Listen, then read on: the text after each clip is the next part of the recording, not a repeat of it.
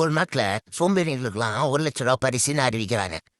அதை கேட்ட அந்த சோம்பேறிகள் வச்சுக்கலாம் தக தக தகன்னு ஓடி வந்து ஒரு இடத்துல உக்காந்துச்சிங்க. பக்கத்து நாட்டுல இருந்தெல்லாம் பல சோம்பேறிங்கெல்லாம் வந்துச்சுங்க.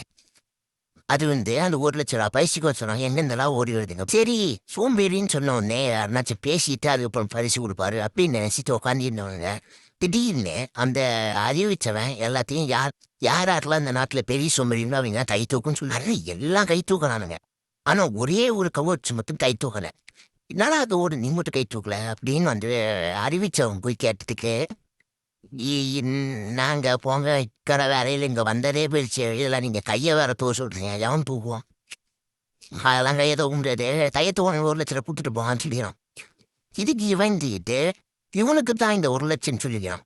யாருன்னு கேட்டீங்கன்னா, கையை தூக்கத்தையே சோம்பேறி போடுறவன் இவன் தான் இங்க நாட்டிலேயே பெரிய சோம்பேறி அப்படின்னு சொல்லிக்கிறான்.